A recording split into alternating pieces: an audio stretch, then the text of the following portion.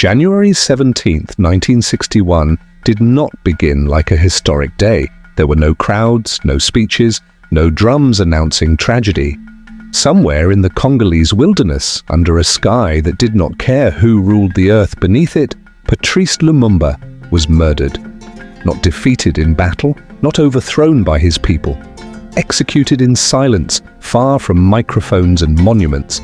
Yet this was not merely the death of a man, it was the interruption of a future. Lumumba was the first prime minister of a newly independent Congo, a nation whose rivers carried diamonds, whose soil hid uranium, copper, cobalt, and gold, and whose people had endured one of the most brutal colonial regimes in human history. He believed independence was meaningless if the chains merely changed hands. His killers understood something his enemies feared. Lumumba was not dangerous because he ruled. He was dangerous because he imagined. Even in death, the violence did not end. His body was dissolved in acid. No grave, no marker.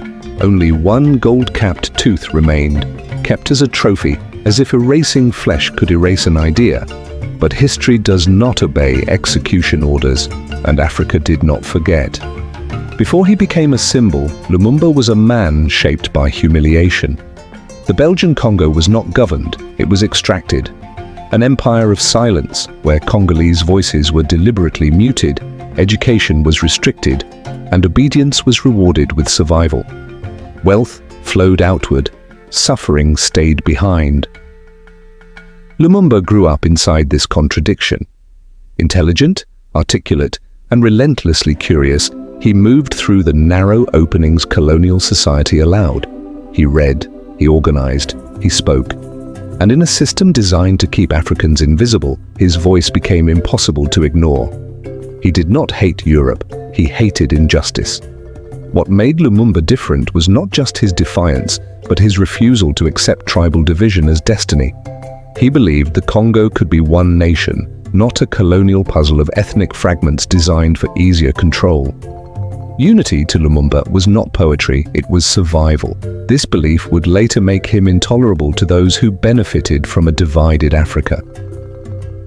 In 1958, Lumumba traveled to Accra, Ghana, to attend the All-African Peoples Conference. It was there, among newly independent nations, that something irreversible happened. Africa began speaking to itself. Kwame Nkrumah's Ghana had broken colonial rule. The air was electric with possibility. Independence was no longer theoretical, it was contagious. Lumumba returned home transformed, no longer merely resisting Belgian rule, but envisioning a continent freed from foreign control. He rose rapidly within the Congolese national movement, becoming its most recognizable leader. His message was radical in its simplicity. Independence must be immediate, complete, and real.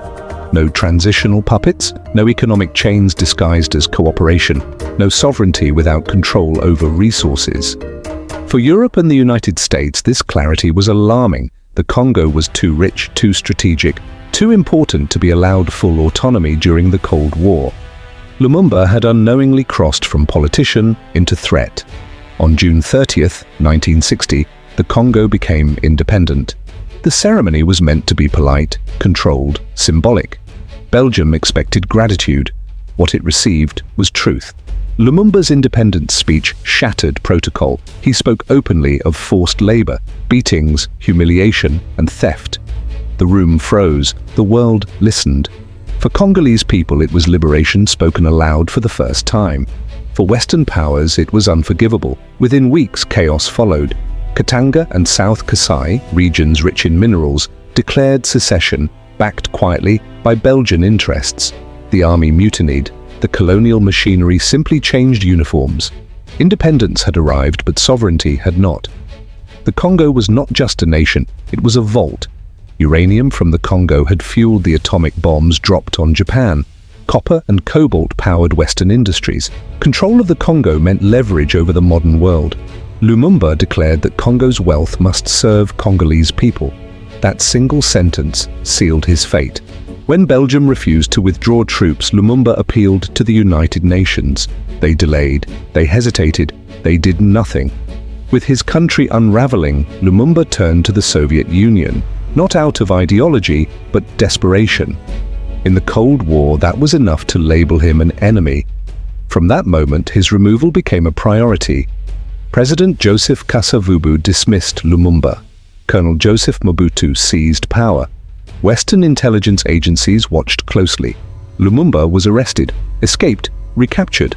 The man who had united a nation was now hunted within it. He was transferred, beaten, humiliated, and finally flown to Katanga, where his enemies waited.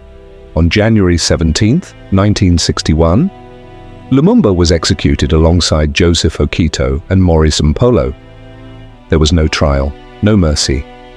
His body was cut apart and dissolved in acid. Even death was not allowed dignity. They believed erasure would end resistance. They were wrong. For decades, only one fragment remained, a gold-capped tooth taken as a souvenir by a Belgian officer. 60 years later, it was ordered returned. A nation without a grave was finally allowed to mourn. Today, nearly every Congolese politician claims Lumumba's name. But Lumumba was not a slogan, he was a standard. Using his name without his principles is not homage, it is betrayal. Lumumba once wrote, "Africa will write its own history, a history of dignity." That history remains unfinished. Lumumba lives not as memory, but as a question. What would Africa look like if its visionaries had been allowed to live?